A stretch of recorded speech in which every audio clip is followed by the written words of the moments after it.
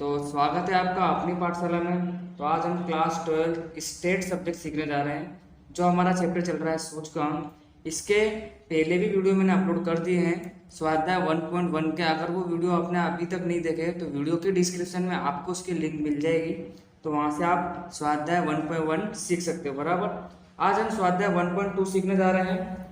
तो 1.2 के लिए आज आपको कुछ नए सूत्र देखने पड़ेंगे। तो सूत्र की हेडिंग कुछ ऐसी है कि अचल आधार की विधि को परंपरित आधार की विधि में परिवर्तन करो। तब आपके सामने सूत्र कुछ ऐसा होगा, परंपरित आधार का सूचकांक बराबर चालू वर्ष का अचल आधार का सूचकांक बटे गत वर्ष का अचल आधार का सूचकांक गुणे 100। ठीक है, ये सूत्र नंबर 1 हुआ। और जब आपको ऐसा बोला जाएगा कि परंपरित आधार को अचल आधार में परिवर्तन करो, क्या बोला जाएगा, परंपरित आधार के सूचकांक को अचल आधार में परिवर्तन करो, तब आपके सामने सूत्र कुछ ऐसा रहेगा कि अचल आधार का सूचकांक बराबर चालू वर्ष का परंपरित आधार का सूचकांक जो हमको सवाल में दिया होगा गुणे चालू वर्ष के गत वर्ष का अचल आधार का सूचकांक, जो कि क्या है मैं आपको सवाल में ही बताऊंगा। बराबर, आप इन दोनों सूत्रों को आपको याद करना है तो अच्छे से याद कर लीजिए। और स्वाध्याय में हम 1.2 में क्वेश्चन नंबर 1 में पढ़ता हूँ आपके सामने। एक राज्य के वर्ष 2008 से 14 तक कृषि उत्पादन का परंपरित आधार द्वारा ज्ञात किया गया सूचकांक निम्न अनुसार है, उस पर से अचल आधार के सूचकांक की गणना कीजिए। ठीक है, हमको क्या बोल रहा है, परंपरित से अचल में परिवर्तन करना है। ठीक है, और आगे कुछ हेडिंग भी दी है, ये मोस्ट टाइम पे हेडिंग है कि आधार वर्ष 2007 लेना है। बराबर, तो सवाल को अच्छे से आपने देख लिया।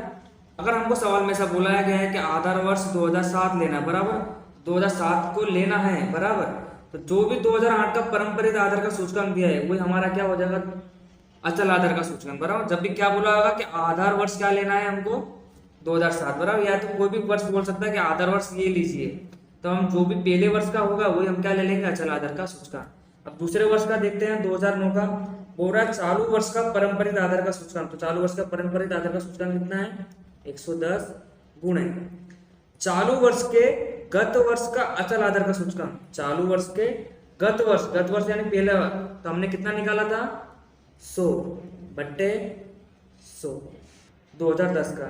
चालू वर्ष का परंपरित आधार का सूचकांक जो कि हमारे पास कितना है, 95 गुणे चालू वर्ष के गत वर्ष का अचल आधार का सूचकांक जो कि हम 2009 में जो भी फाइंड करेंगे। बराबर, तो सभी का आंसर मैं एक बार निकाल लेता हूँ, फिर आपको मैं समझा देता हूँ। बराबर, तो दोस्तों मैंने सभी इसको सोल्व कर दिया है, तो मैं एक बार फिर से आपको समझा देता हूँ। जब भी आपको सवाल में ऐसा बोला जाएगा कि परंपरित आधार को अचल आधार में परिवर्तन करो, बराबर, परंपरित आधार को अचल आधार में परिवर्तन करो, तब आपको इस सूत्र याद रखना है। और सवाल जब पढ़ते समय आपको एक चीज भी ध्यान रखनी, जब भी आपको ऐसा बोला जाए कि आधार वर्ष ये लो, मतलब आधार वर्ष में आपको कोई वर्ष लेने के लिए बोला जाए, अभी पहले वाले सवाल में ऐसा बोला है कि आधार वर्ष 2007 को लेना है, बराबर, तो पहले वर्ष का जो भी परंपरित आधार का सूचकांक होगा वही हमारा अचल आधार का सूचकांक बन जाएगा। बराबर, और दूसरे वर्ष का देख लेते हैं, 2009 में कुछ ऐसा है, चालू वर्ष का परंपरित आधार का सूचकांक जो कितना हमारे पास 110 गुणे चालू वर्ष के गत वर्ष का अचल आधार का सूचकांक। चालू वर्ष के गत वर्ष का अचल आधार का सूचकांक जो आंसर निकाला हमने वो, तो कितना लिया हमने, 100 बटे 100। ठीक है, तो आंसर कितना है, 110। 2010 को देख लेते हैं, चालू वर्ष के परंपरित आधार का सूचकांक जो हमारे पास है 95 जो मैंने लिया गुणे चालू वर्ष के गत वर्ष का अचल आधार का सूचकांक, यानी इसके पहले का जो आंसर हम निकाल रहे हो 110, जब हमने इसको सोल्व करा तो 104.5 आया। दूसरा देख लेते हैं 11 का, चालू वर्ष का परंपरित आधार का सूचकांक जो हमारे पास 108 है, चालू वर्ष के गत वर्ष का अचल आधार का सूचकांक जो कि हमारा आंसर कितना है, 104। अब आपको क्लियर हो रहा होगा कि हमने आंसर क्या करा, 120 जो हमको यहाँ दिया और 112 जो हमने आंसर निकाला बटे 100। ठीक है, इस प्रकार से आपको ये सवाल करना है। जब भी आपको सवाल में आधार वर्ष लेने के लिए कहा जाए, बराबर दोस्तों, तब आपको खाली पहले साल का याद रखना है, जो भी परंपरित का आधार का सूचकांक दिया होगा वही हमारा क्या बन जाएगा, अचल आधार का सूचकांक। बराबर, तो ये सवाल काफी इजी, एक दो बार ट्राई करना तो आपको आ जाएगा। इसके इससे उदाहरण भी दोस्तों, बराबर, तो आप ट्राई कर सकते हैं। तो हम बढ़ते हैं क्वेश्चन नंबर 2 की तरफ। वर्ष 2007 को आधार वर्ष, देखो दोस्तों इस सवाल में क्या हो रहा है, वर्ष 2007 और 8 को आधार वर्ष लेकर निम्न दिए यंत्र व यंत्र सामग्री का थोक मूल्य के अचल आधार के सूचकांक से परंपरित आधार के सूचकांक की गणना कीजिए। बराबर, तो हमको सवाल में बोल रहा है परंपरित आधार के सूचकांक की गणना कीजिए। तो जब भी हमको कुछ फाइंड करने के लिए बोला गया है, जैसे कि हमको पारंपरिक आधार का सूचकांक फाइंड करना है, तो सवाल में हमको क्या दिया होगा, अचल आधार का सूचकांक। और जब भी हमको ऐसा बोला जाएगा कि अचल आधार का सूचकांक ज्ञात करो, तो हमको सवाल में क्या दिया जाएगा, पारंपरिक आधार का सूचकांक, यानी उसका अपोजिट दिया जाएगा बराबर, जिससे हमको आसानी देगी निकालने के लिए। तो हमको क्या निकालना है, पारंपरिक आधार का सूचकांक, जो सूत्र मैंने नीचे लिखा है, चालू वर्ष का अचल आधार का सूचकांक बटे गत वर्ष का अचल आधार का सूचकांक गुणे 100 बराबर।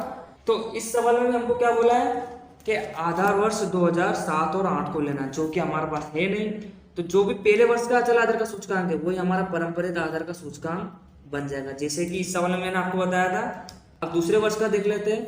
दूसरे वर्ष का क्या बोला, चालू वर्ष का अचल आधार का सूचकांक। चालू वर्ष का अचल आधार का सूचकांक हमारे पास कितना है, 118 बटे गत वर्ष के अचल आधार का सूचकांक, गत वर्ष के अचल आधार का सूचकांक जो हमारे पास कितना है 117.4 गुणे 100। ठीक है, समझ में आ रहा है ना आपको।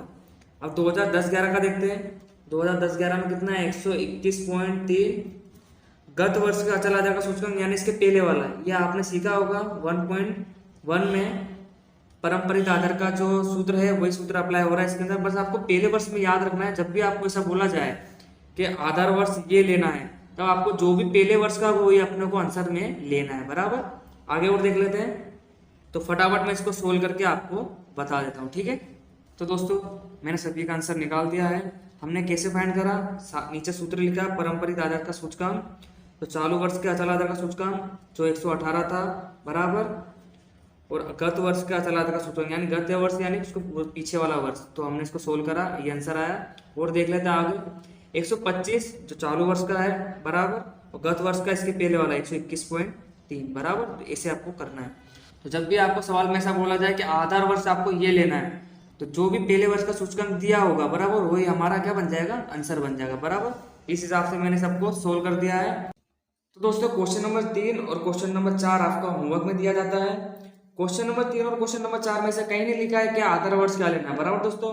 तो सवाल में हमको निकालना क्या है, पारंपरिक आधार के सूचकांक की गणना कीजिए। तो हमको ये क्या दिया होगा, अचल आधार का सूचकांक ये पूरा। और क्वेश्चन नंबर 4 में बोल रहा है अचल आधार का सूचकांक की गणना कीजिए। तो हमको सवाल में क्या दिया, पारंपरिक आधार का सूचकांक। जब आपको सवाल में आधार वर्ष के बारे में कुछ इन्फॉर्मेशन ना दी गई हो बराबर, तब हम पारंपरिक आधार का सूचकांक कैसे निकालेंगे। उसका सूत्र क्या था, चालू वर्ष का अचल आधार का सूचकांक बटे गत वर्ष का अचल आधार का सूचकांक गुणे 100। तो चालू वर्ष का अचल आधार का सूचकांक कितना है 271, और गत वर्ष का अचल आधार का सूचकांक जो हमको पता नहीं है, तो हम जो पहले वर्ष का है वही ले लेंगे 271 गुणे 100, जिसको हम सोल्व कर लेंगे बराबर। तो कितना आ जाएगा, दूसरे वर्ष का ट्राई कर लेते हैं। 270 बटे गत वर्ष का अचल आधार का सूचकांक तो कितना दिया हमको 271। इस हिसाब से हम इसको सोल्व करेंगे बराबर दोस्तों। तो उम्मीद करता हूँ आपको क्वेश्चन नंबर 3 में पता चल गया होगा। जब आपको आधार वर्ष के बारे में कुछ ना बोला गया हो इस वाली विधि में, तब हम जो पहले वर्ष का है वही बट्टे में ले लेंगे बराबर। और क्वेश्चन नंबर 4 में क्या बोला, अचल आधार की वजह से सूचकांक निकालिए। तो वहां सूत्र क्या था दोस्तों, चालू वर्ष का पारंपरिक आधार का सूचकांक जो हमने कितना लिया है 110 गुणे चालू वर्ष के गत वर्ष के अचल आधार का सूचकांक, जो कि आंसर की बात कर रहा है, जो हमारे पास है नहीं। तो यहाँ हमको कितना लेना है 100, ये नहीं लेना है बराबर दोस्तों। कितना लेना है 100 बट्टे 100। जब हमको आंसर ना दिया गया हो तो कितना लेंगे 100, और यहाँ पे जब हमको आधार वर्ष नहीं दिया गया तो हमने जो पहले वर्ष का वही लिया बराबर। ध्यान रखना थोड़ा, चालू वर्ष के गत वर्ष के अचल आधार का सूचकांक जो हमारे पास है ही नहीं, तो हमने कितना लिया 100। तो जो भी आंसर आता है वैसे बराबर। तो दूसरे वर्ष का करके देख लेते हैं। चालू वर्ष के पारंपरिक आधार का सूचकांक जो कितना दिया हमारे पास 112 गुणे चालू वर्ष के गत वर्ष के अचल आधार का सूचकांक जो हमने आंसर कितना निकाला 110 बटे 100। तीसरे वर्ष का करके देख लेते हैं।